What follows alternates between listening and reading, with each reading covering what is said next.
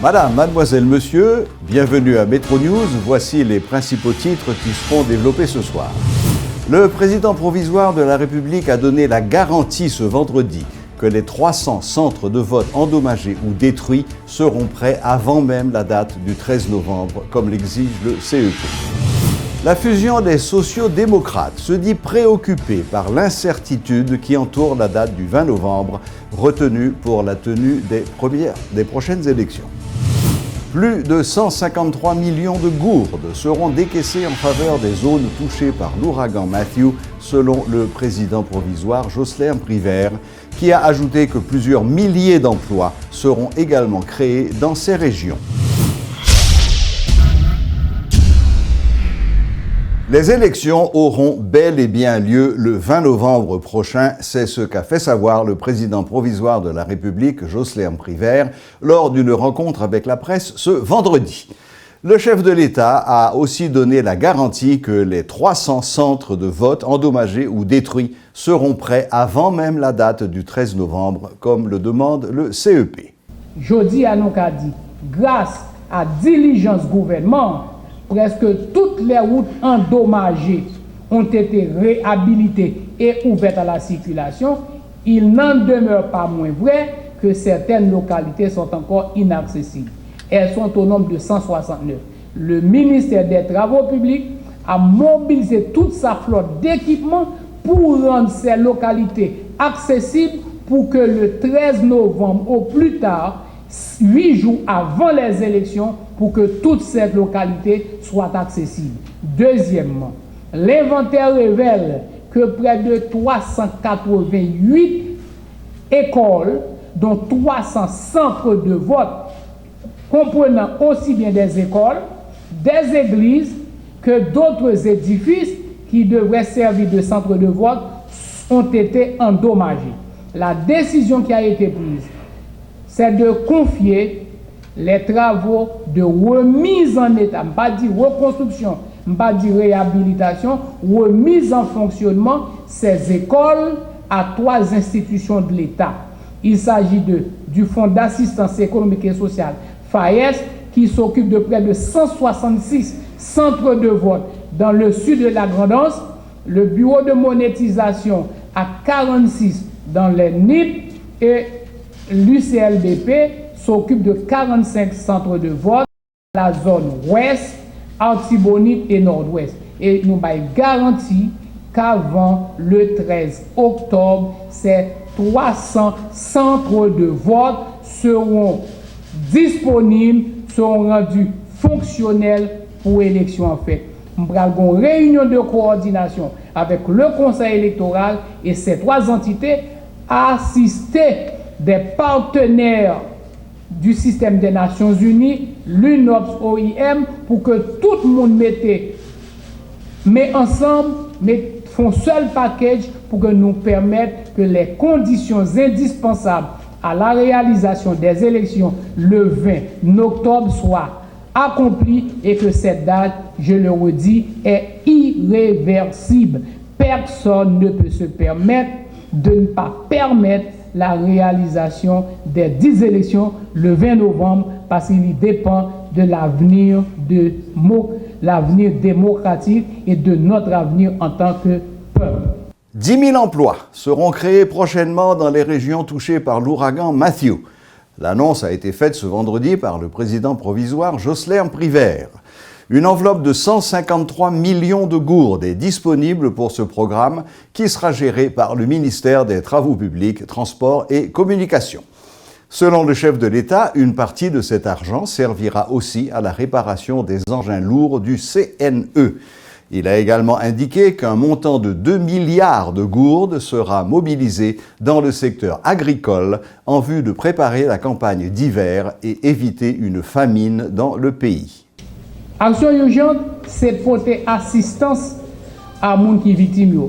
L'aime parler d'assistance, nous dit porter manger, porter de l'eau, porter médicaments, porter bâche en plastique, porter tente, installer système de protection de porter chlore pour empêcher la propagation choléra. Ça, il commence à faire depuis 3 octobre, la continuer jeudi, la continuer demain, la après-demain.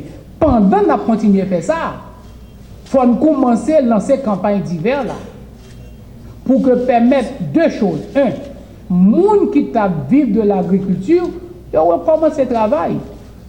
Demain matin, les manger, n'a pas recevoir au fini pour nous manger, pour nous manger, pour éviter famine. Ça sont actions urgentes, mais qui ont deux volets là-dedans. Bail moun manger aujourd'hui, permet moun produit propre manger pas le demain. Mais pour nous faire ça, il faut une réhabiliter route. Et j'ai déjà annoncé que le ministère de l'Agriculture a déjà élaboré un projet de relance de la campagne d'hiver et a besoin de financement de 2 milliards de gouttes pour nous faire déjà 153 millions qui décaissent des fonds du Trésor public pour lancer l'opération. C'est déjà fait. Et me dit qu'il y a 153 millions de gouttes qui sont dans le Trésor public pour réparer tout équipement CNE qui était en panne pour nous rendre fonctionnel à atteindre l'objectif. Mais par contre, moi dis, ça c'est des activités de court terme.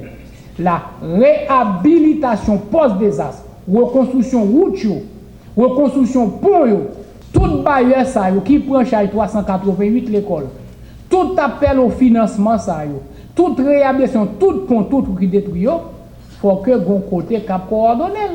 C'est la raison pour laquelle nous avions parlé d'une commission interministérielle post-désastre. Donc, n'a pas agi sous 3 niveaux. Niveau de très court terme, assistance immédiate. Niveau de court terme, relèvement post-désastre, relance de l'agriculture, relance de la pêche, relance de l'élevage, pour mettre que nous recommence à vivre. Et troisièmement, la réhabilitation post-désastre, qui c'est un niveau beaucoup plus complexe, qui demandait une coordination beaucoup plus élaborée. Si dans un premier temps, tout ceci a été coordonné par le ministère de l'Intérieur comme président du secrétariat permanent de gestion des désastres, je dis à nous passer phase ça. Nous non phase qui est plus complexe, nous fait appel à une commission transversale qui a bien uniquement mission assurer la réhabilitation. Le parti Fusion des sociaux-démocrates haïtiens est préoccupé par l'incertitude qui entoure la date du 20 novembre programmée pour la tenue des élections. En conférence de presse ce vendredi, ses responsables, dont la candidate à la présidence Edmonde Supplice-Bozil, ont dénoncé le double langage du Conseil électoral et le laxisme du gouvernement en ce qui concerne la réalisation du scrutin. Cette formation politique exige des clarifications rapides. Je dis encore, notre tactique gouvernement a utilisé là avec CEPA, c'est pour décourager 90% pour toujours être la caillou. Parce que yo suspect que 90% qui te chita la caillou attendent voix fusion. Et après le sorti voter. Mais y a joué un bing bang avec date élection. N'attend que CEPA avec exécutif là en urgence, concerté pour dire nous qui côté élection en garde. Pour retirer incertitude ou pas comme 5 cob et puis ou changer date élection ou faire ça ou voulez je voulais sont pas discuter ensemble avec me préparer pour la campagne électorale le 7 ou mettez le 3 ou te bon l'argent pour moi démarrer campagne électorale sous qui base ou jouer avec candidat est-ce que c'est vouloir sous pouvoir exécutif CEP sauve les faits c'est ça fusion vient dire là il y a un joueur coquin qui a joué. Pas rentrer là-dedans, c'est pour exclure. Yo pas voulu participer dans l'élection pour faire coquin, pour faire zombie voter, pour délocaliser vote yo. Voyez al voter Saint-Marc même sur Port-au-Prince. Nous dénonçons et nous mettons au privé. C'est vrai ou illégitime. Ou qu'un bac pouvoir nous mettons devant responsabilité. L'histoire juge déjà, mais la pro juge encore. Pour incompétence et incapacité que le gouvernement a montré, non seulement dans la gestion catastrophe là, mais dans la gestion processus électoral là. Nous mettons devant responsabilité Léopold Berlanger ou même qui dans CEPA. Pas jouer tout la lito avec nous, chita avec le gouvernement pour en urgence ou dire nous que effectivement élection a fait le 20 et mettez sport pour sensibiliser la population pour maximum de monde à voter. Un mois après le passage de l'ouragan Matthew, la Croix-Rouge haïtienne et d'autres partenaires de la Croix-Rouge intensifient leurs interventions auprès des populations. La Croix-Rouge haïtienne et ses partenaires ont fourni à plus de 31 000 personnes des soins médicaux, des articles de secours, de l'eau potable et un soutien en matière d'assainissement et d'hygiène en centrant leurs efforts sur la lutte contre le choléra et d'autres maladies. Selon le responsable de la Croix-Rouge, le docteur Jean-Pierre Guiteau, depuis que la catastrophe a frappé Haïti, l'épidémie endémique de choléra s'est aggravée, menaçant la santé des Haïtiens et l'avenir du pays. Les autorités sanitaires ont signalé plus de 3 400 cas suspectés de choléra depuis le passage de Matthew. Plus de 3 000 volontaires de la Croix-Rouge haïtienne agissant sur le terrain avec 9 sociétés nationales partenaires apportent des secours à certaines des régions sinistrées les plus isolées. À partir du 8 novembre, la Croix-Rouge haïtienne participera à une campagne de vaccination contre le choléra menée par le ministère haïtien de la Santé et soutenue par l'Organisation mondiale de la santé, l'UNICEF et d'autres partenaires. Les équipes de la Croix-Rouge fourniront l'assistance logistique nécessaire pour faire parvenir les doses de vaccins à 16 communautés de la Grande-Anse et du Sud. L'objectif est de vacciner plus de 820 000 personnes. L'Organisation nationale des droits des consommateurs, ONDC, déplore le non-respect des droits des consommateurs en Haïti.